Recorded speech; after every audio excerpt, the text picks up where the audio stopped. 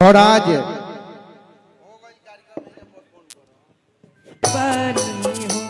काट के करे जावा बेटी हो बनौले पानी तुहरा के बिसरौले पानी बड़ा कथी के करे जावा पापा हो बनौले बड़ा। आज तक हम कभी मंच पर रोले नहीं थे और ना ही जनता हमके कभी रोले देख ले मंच के माध्यम से, कैसे कि हम हमेशा हंसत मुस्कुरात रहिला। और तुहरी बगिया के कि तुहरी बगिया के पोसल सुगनिया आरे सुगनिया देखा उड़ी चलली हो। राजन चाचा आवे के बाद कि तुहरी बगिया के तुहरी बगिया के पोसल सुगनिया सुगनिया देखा उड़ी चलली हो। तुहरी बगिया के पोसल सुगनिया सुगनिया देखा उड़ी चलली हो। छोड़ी बचपन के घरवा अंगनवा सुगनिया तुहर उड़ी चलली हो। छोड़ी बगिया के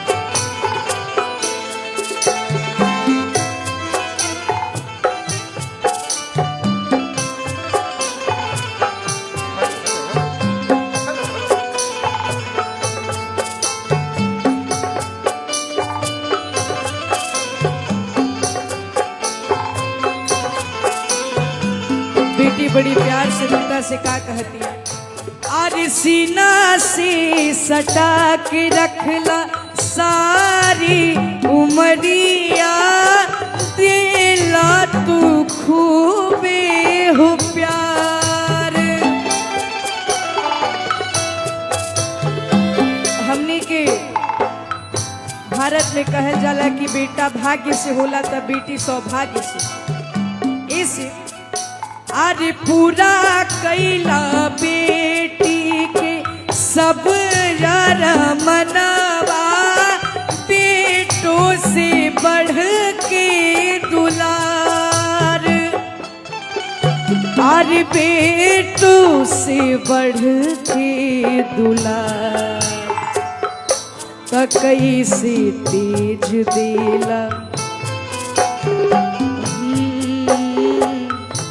बड़ी प्यारा लाइन बा बेटी बड़ी दुख के साथ है का कहता रे, कैसे तेज दिला कैसे तेज दिला पोसल सुगनिया सुगनिया तुहरो उड़ी चलली। तुहरी बगिया के पोसल सुगनिया सुगनिया तुहरो उड़ी चलली हो। अरे सीना से सटा के रखला सारी उमरिया कैला तू खूबे हो प्यार। अरे पूरा कैला बेटी के सब यार मनवा बेटों से बढ़ के दुलार। अरे बेटों से बढ़ के दुलार कैसे तेज दिला पोसल सुगनिया सुगनिया तुहरो उड़ी चलली हो।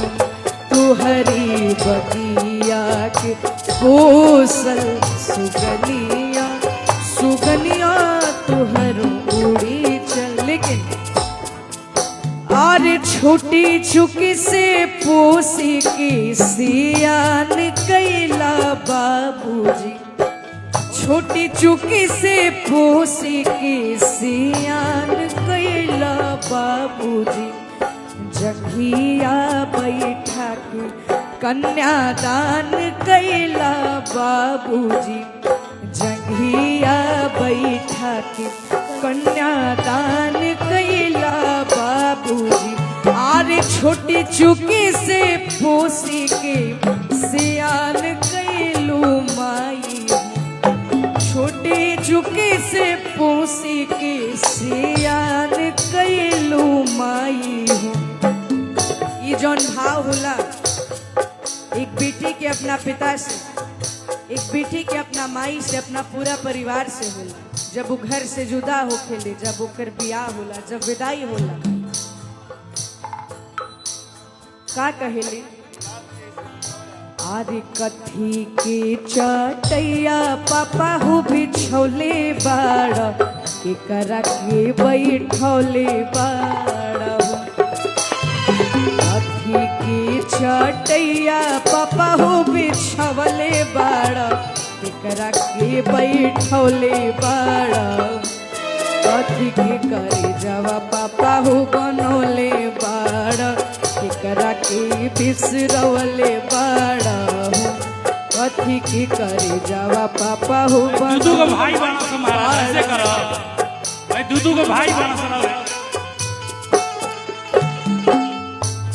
उसकी चटैया बेटी हो बिछवले बानी, तुहरा के बैठवले बानी,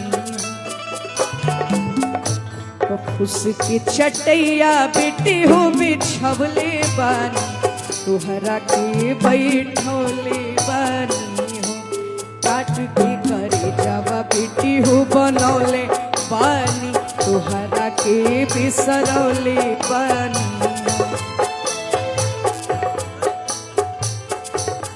भैया एक हमार गाना रहे बहन के विदाई पे, रघु बाबू बाड़ी वो सुने है, तनी रोकम तनी कि बिया जीजा जी के घरे, अरे माई मोर विदाई लगल करे, कि बड़ी याद आवे एक भाई के एक बहन से जौन लगाव होला, कि बड़ी याद आवे अरे सांख में खिलल का, अरे नदिया के पानी में अरे हाथ धई हिलल का, कि छानी छटी छिला, अरे पुआ पकवनवा, अरे अब कीड़ा नियन काटी हई सौ से भवनवा। आवे के बाद राजन भैया, राजन चचा, कि बहिना के जुदाई भाई के आंख भरे, दीदिया जात बिया जीजा जी के घरे, अरे माई मोर विदाई लागल करे, दीदिया जात बिया जीजा जी के घरे, हो माई मोर विदाई लागल करे, अरे बड़ी याद आवे कि संग में खेलल का, नदिया के पानी में हाथ थई हिलल का, कि छानी छटी छिला, पुआ पकवनवा, कब कीड़ा नियन काटी हई सबसे भवनवा।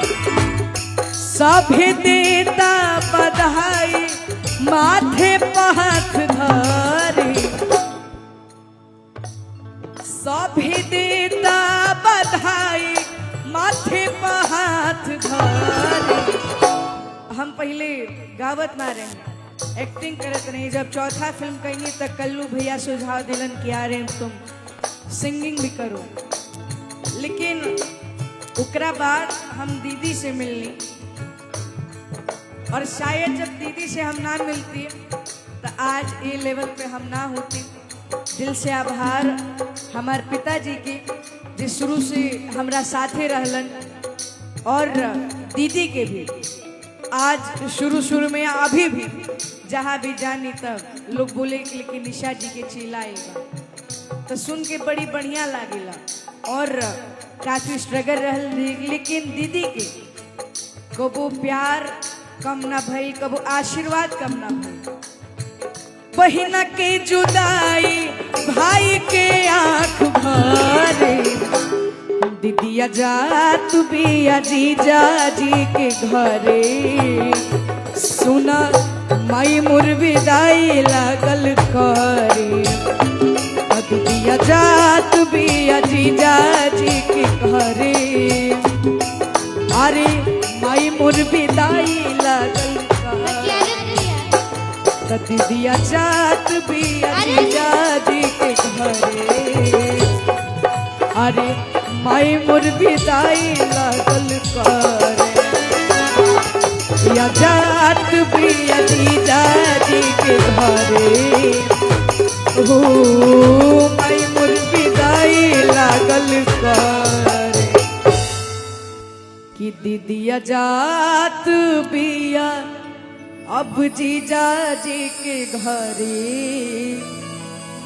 सुन माई मोर विदाई लागल करे। दिल से आभार आप सबके। आखिरी में जब शुरुआत भजन से भइल रहे तो अंत भी अब कहाँ, लेकिन भैया गा ले दीजिए रघु को अपना स्केल भैया लगवा। माइनर कर दे, माइनर। रघु का स्केल लगवा। अपना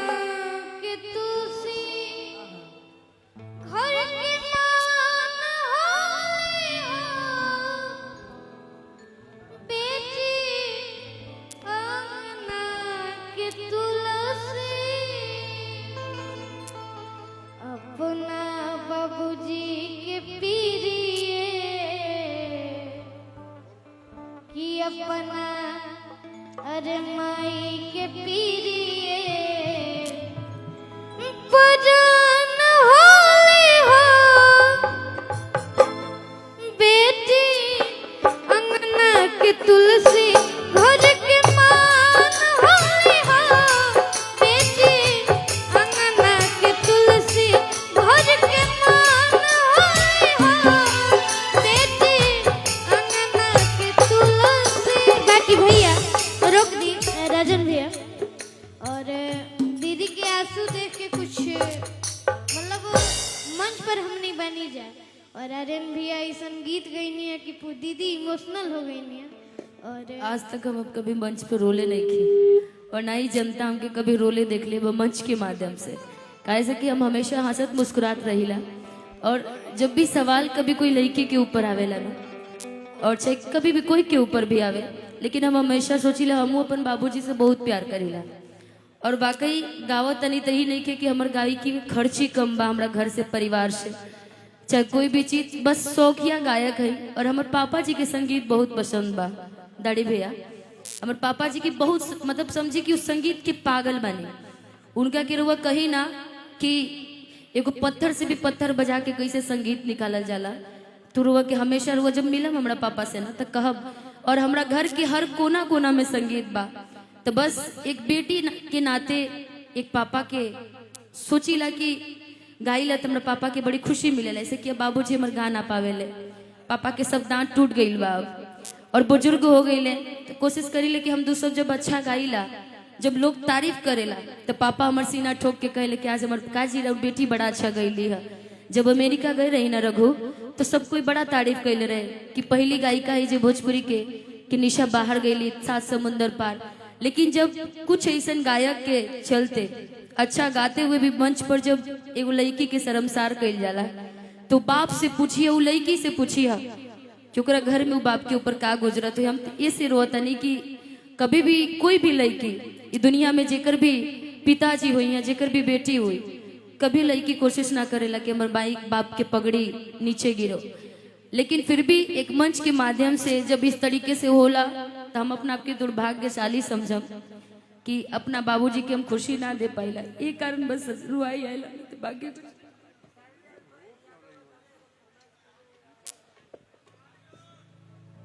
अब बहुत देखी बेटी के विदाई होला, बेटी के जब विदाई होला तब ऐसा घर परिवार में आंसू भर जाला।